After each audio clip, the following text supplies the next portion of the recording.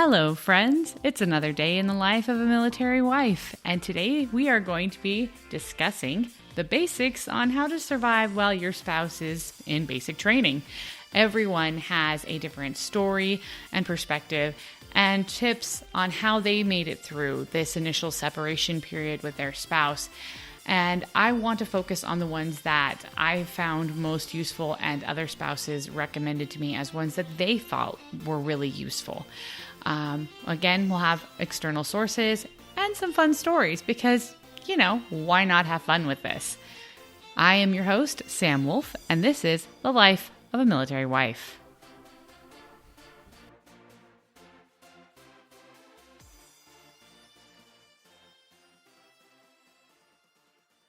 Let's get started. The first point I want to cover is asking questions of your recruiter. And that might sound pretty self-explanatory, but there really is some thought that needs to go into it.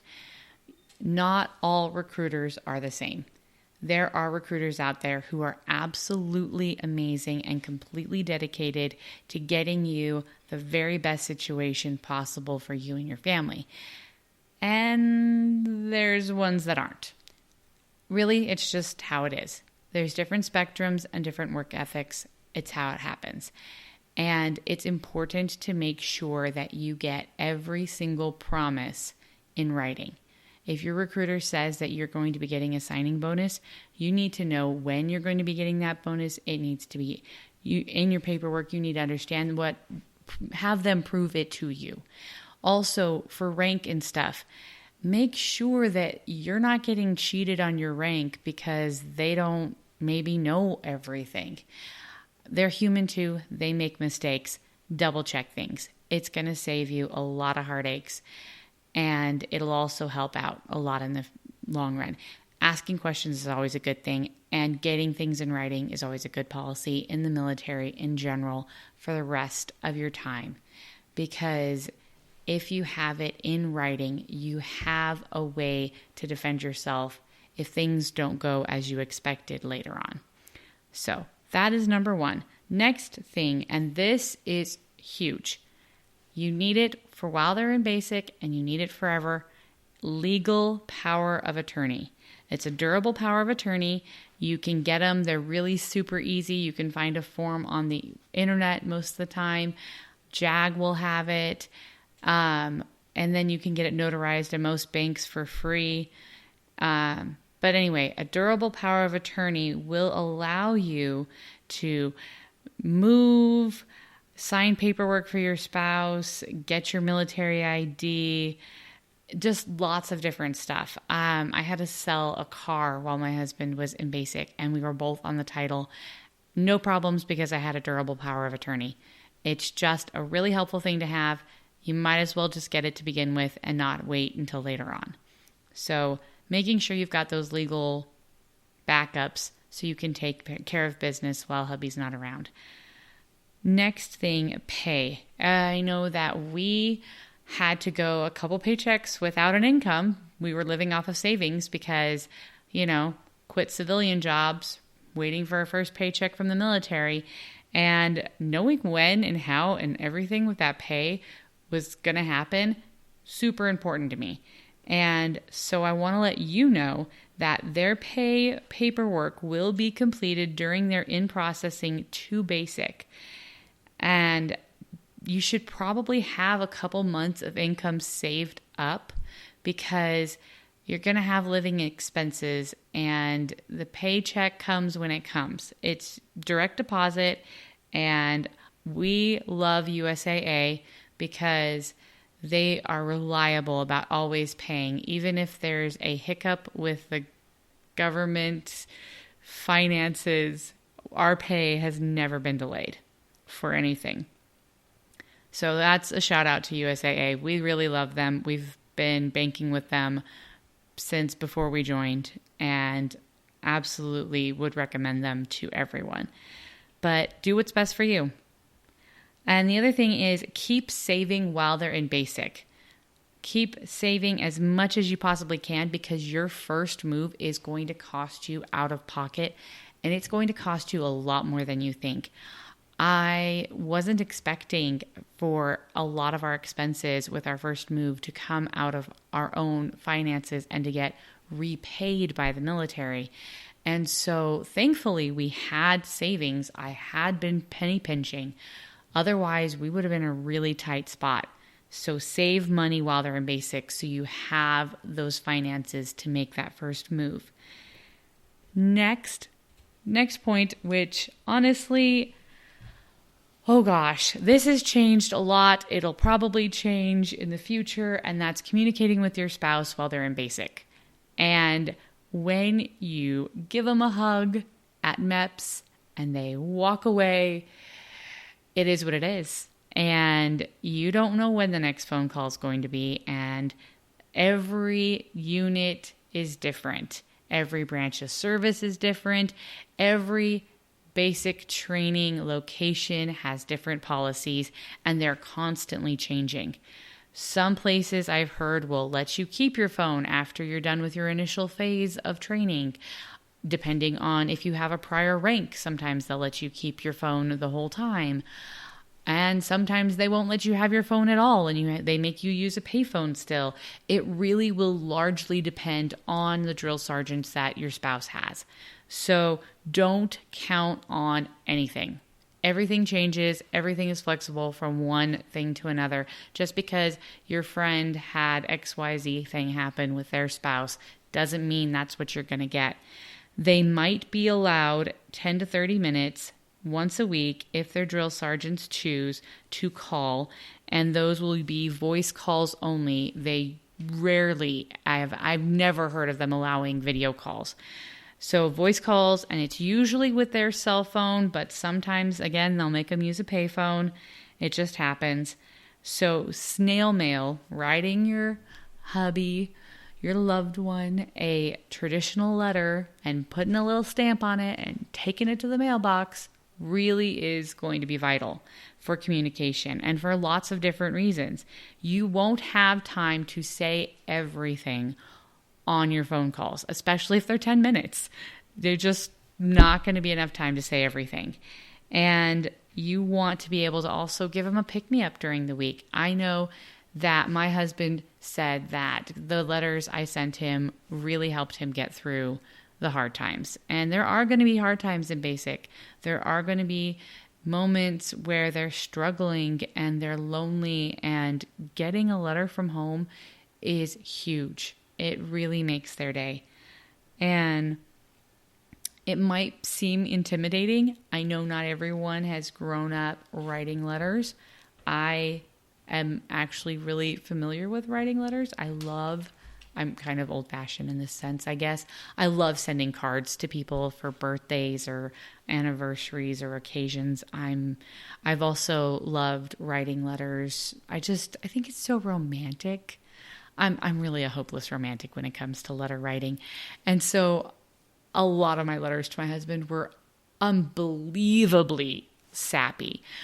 But if you don't know where to get started with your letter writing, if you don't know what to write, just get started. Just write anything. Something is better than nothing. And there is a wonderful blogger. Her blog is called The Military Wife and Mom, and she has a huge list of writing prompts for writing your spouse during basic. And there was a few that she had on her list that were ones I had done too. I actually didn't find this list until I was researching for this episode. These were just things I did because I wanted to. I didn't have a list. So, hey, y'all have a list to work off of. I will be including the link to that on the Facebook page. And so hopefully you'll be able to, use it. But anyway, the ones I liked, rambling a little bit, the ones I liked were everything I love about you, having that as a topic. I would write him just different things I loved about him in every letter. And I would also, I love including encouraging quotes or silly quotes. That's just my personality, a little bit quirky. I love quotes.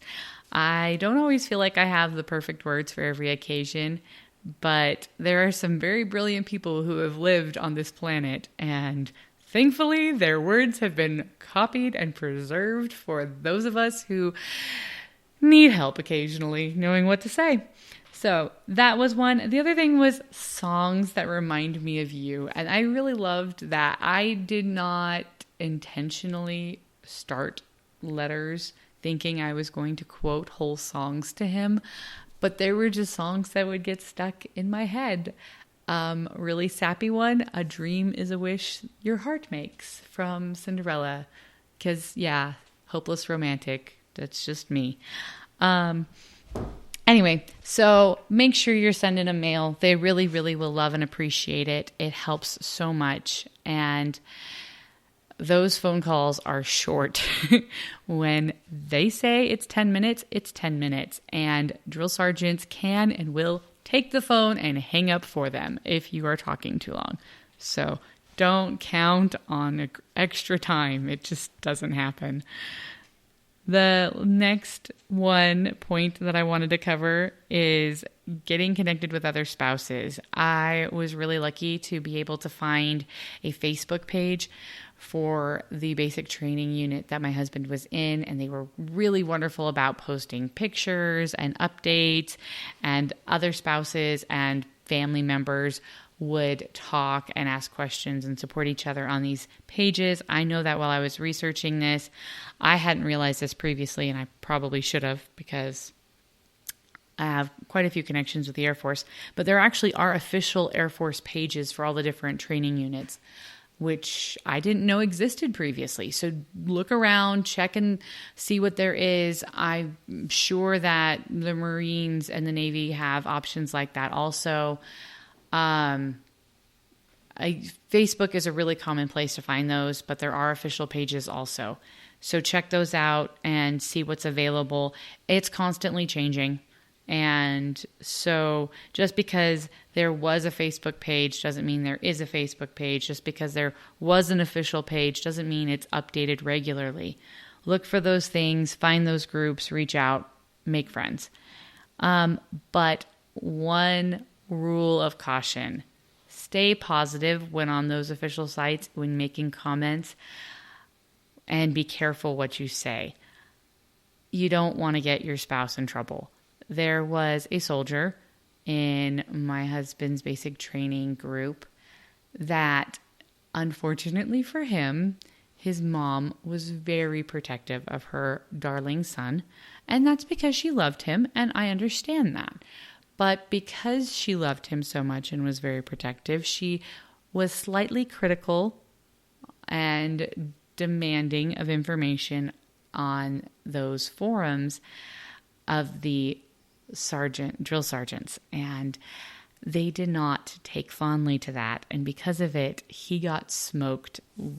If you're new to the military, you might not know the term smoked, but basically he was asked very firmly, basically he was required to sit and do push-ups for as long as the drill sergeants felt like it, because they were annoyed with his mother. You don't want to do that to your spouse. They will not love you for that one. They will be kind of sad. So please be positive, be respectful on these forums. It's a hard time for everyone, and we're there for support, not criticism. Last point that I wanted to bring up, and this is something that really applies more to your spouse, but it's something that your spouse might not be aware of. And since, it's a team effort, we're doing research to help them out. They don't have time to look up everything. The last thing I would like to just really hit on is church. I know not everyone attends church regularly or may not be part of a particular denomination. You might not be Christian, you might be Muslim or Jewish, have lots of different beliefs. Those are represented at most basic training locations. I'm not going to say every training location has every religious representation, because they don't, but they've got a lot of them. And even if you're not religious, it's a chance to take a break from training. So on Sundays, soldiers, airmen, Marines, all of them. Anyway, they have a chance to go to religious services. And taking advantage of those is a break from your training. It's a break from your drill sergeant. It's just a good refresher from the stresses that you're going on. And I want to point out that with, in particular, one situation, my husband had a friend in basic training who was not religious. He said that he was atheist. He didn't believe in God, but he thought that religion was interesting. And so he made a point every single week to go to a different religious service. And one Sunday in particular, he had prearranged to go with my husband to church. And just before they were about to leave, the drill sergeant came in and was doing what drill sergeants do. And he's like, you need to take apart your bunks and you need to toss everything and redo it. And I'm going to time you. And so they did it. But he's like, I didn't like the way you did it. Do it again. And my husband got up and he went to go walk out. And his buddy followed him. And the drill sergeant's like, hey, where do you think you're going? He's like, go to church, drill sergeant. And they walked right out. They didn't have to finish doing it. They were able to go to church because that's one of their religious freedoms in this country of ours. And as the door closed, after the door closed, his friend turned to him and said, I never thought Jesus could save me from a drill sergeant. And honestly, when I heard the story, I just busted up laughing. I thought that was hysterical. But yeah, Jesus can save you from a drill sergeant. So if nothing else on a Sunday, let your spouse know they can escape their drill sergeants for at least a little while if they go to church. That is my biggest tip and trick. It really worked out well for my husband. He really enjoyed being able to change focus and have that spiritual renewal because it's important to him. It's important to our marriage. It's just part of who we are. And if it's not your thing, it's not your thing. But hey, Jesus can save you from a drill sergeant. Just saying. That's all for today. Again, as always, if you have questions or would like to look at the resources that I found for today's topic, feel free to please visit the Facebook page, Life of a Military Wife.